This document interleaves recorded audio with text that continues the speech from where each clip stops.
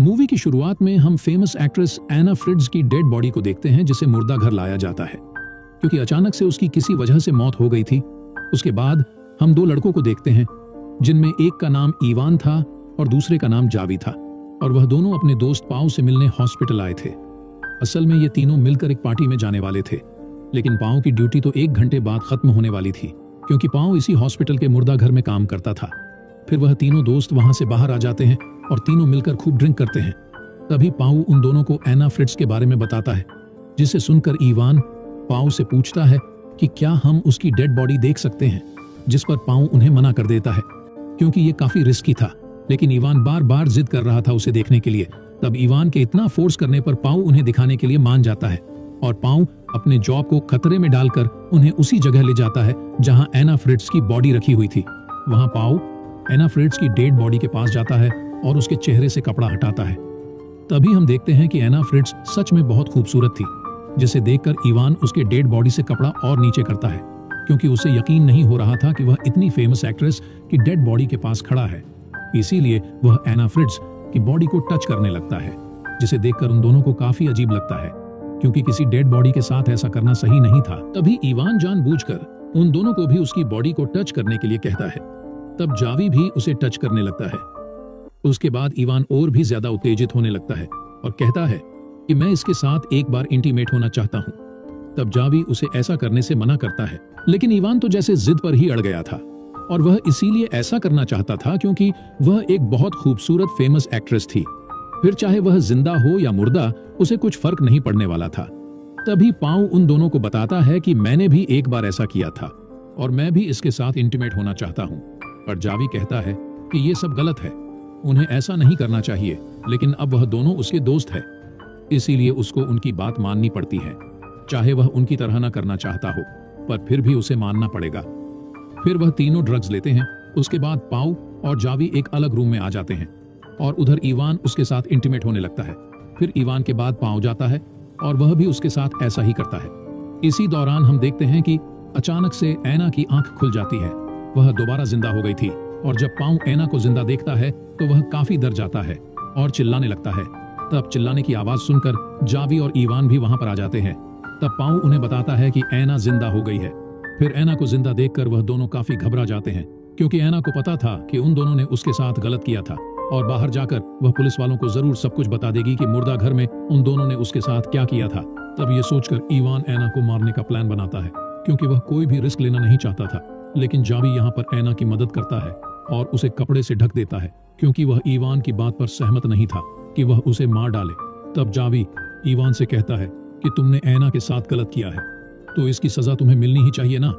तब इस बात पर उन दोनों के बीच लड़ाई हो जाती है और इस लड़ाई में ईवान अपने दोस्त को बहुत मारता है। तभी पाओ आकर उन दोनों की लड़ाई रोकता है, जिसके बाद ईवान को रियलाइज होता है कि उसने अपने दोस्त को इतना ज्यादा मारा है जिसकी वजह से उसके सर में गहरी चोट लगी है, इसीलिए उसके सर से काफी खून भी निकल रहा है। तभी वह दोनों दोस्त उसे फर्स्ट एड देने का सोचते हैं, लेकिन वह दोनों उसे बाहर तो ले जा नहीं सकते थे, इसीलिए वह दोनों उसे घसीटते हुए दूसरे कमरे में ले जाने लगते हैं और साथ ही वह एना को भी उसी रूम में ले जाते हैं। यहाँ पर एना भी खुद को बचाने के लिए कुछ भी नहीं कर सकती थी क्योंकि वह काफी घंटों के बाद दोबारा जिंदा हो गई थी, तो इसीलिए वह अपने हाथ पैर को मूव नहीं कर पा रही थी। उसके बाद पाओ अपने कपड़े बदलता है, लेकिन तभी वहां पर एक नर्स आ जाता है। तब एना चिल्लाकर उससे मदद मांगने की कोशिश करती है, पर इससे पहले ईवान अपने हाथ उसके मुंह पर रखकर उसका मुंह बंद कर देता है। उसके बाद पाओ उस नर्स के साथ वहां से चला जाता है। तब ईवान देखता है कि उसका दोस्त जावी अब मर चुका है, जिसे देखकर वह काफी परेशान हो गया था। फिर थोड़ी देर बाद जब पाओ वापस आता है तो उसे भी पता चल जाता है कि जावी मर चुका है, जिसे देखकर वह काफी रोने लगता है। तभी ईवान उसे तसल्ली देता है कि इसमें हमारी कोई गलती नहीं है, ये सिर्फ एक हादसा था। तब एना कहती है कि तुम्हें इस सब के लिए सजा जरूर मिलेगी, जिसे सुनकर ईवान पाओ को बाहर लेकर आता है और उससे कहता है कि अगर हम पकड़े गए तो हमारी लाइफ और करियर सब कुछ बर्बाद हो जाएगा, इसलिए हमें जावी की डेड बॉडी को कहीं पर छुपाना होगा और साथ ही एना फ्रिट्ज को भी जान से मारना होगा।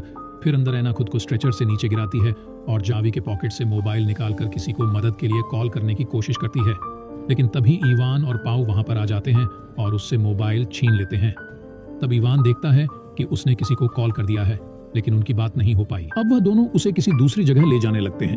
तभी जावी के मोबाइल पर कॉल आने लगती है और ये उसी की कॉल थी जो नंबर एना ने डायल की थी। फिर इवान जैसे ही कॉल उठाता है तब ऐना चिल्लाकर उससे मदद मांगने की कोशिश करती है, लेकिन पाउ उसके मुंह पर हाथ रखकर उसका मुंह बंद कर देता है।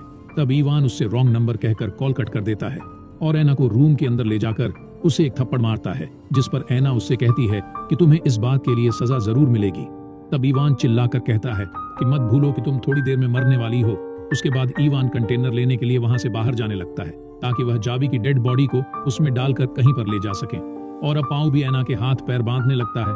तब ऐना कहती है कि तुम्हें इवान का साथ देने की कोई जरूरत नहीं है क्योंकि तुम्हारी कोई गलती नहीं है, ये सब उसी की गलती है। लेकिन पाउ उसके मुंह पर टेप लगाकर उसका मुंह बंद कर देता है और दूसरे कमरे में जाकर वहां पर लगे हुए खून साफ करने लगता है। तभी इस बात का फायदा उठाकर ऐना किसी तरह रेंगते हुए वहां से बाहर आ जाती है और दूसरी तरफ इवान भी कंटेनर लेकर वापस आ रहा था, लेकिन पाउ खून साफ करने में बिजी था। तभी इवान वहां आकर पाउ को बताता है कि ऐना भाग चुकी है। तब वह दोनों ऐना को इधर उधर ढूंढने लगते हैं, जो कि किसी तरह रेंगते हुए लिफ्ट तक पहुंच गई थी और वह बस वहां से निकलने ही वाली थी।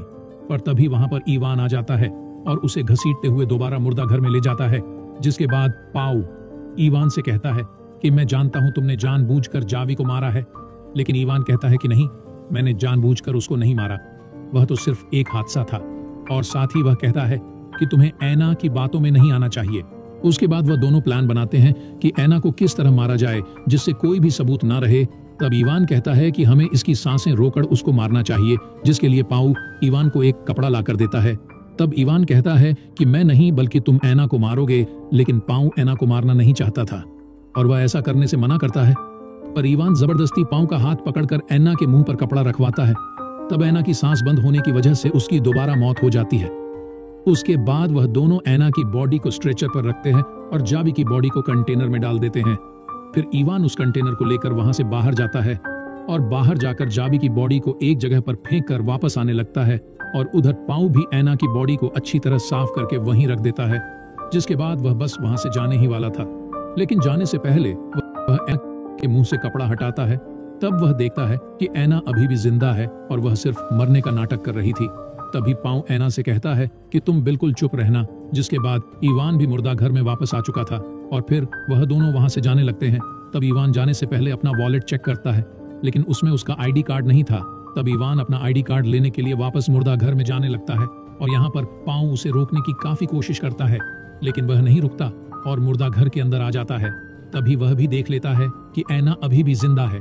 तब ऐना को जिंदा देखकर इवान पाउ पर काफी गुस्सा करता है और वह उसका गला घोंटने लगता है, लेकिन तभी पीछे से ऐना एक कैंची इवान के गले में 2 बार स्टैब करती है, जिससे उसका गला कट जाता है और उसकी वहीं पर तड़पते हुए मौत हो जाती है। तब ये देखकर पाउ ऐना को कहता है कि ये तुमने क्या किया। तभी ऐना पाउ को भी स्टैब करके उसे भी जान से मार देती है और इसी के साथ ये मूवी यहीं पर खत्म हो जाती है। अगर ये मूवी आप लोगों को अच्छी लगे तो लाइक, शेयर एंड सब्सक्राइब करना मत भूलिए, ताकि इसी तरह की mystery thriller movie explanation video आप लोगों तक पहुंच सके।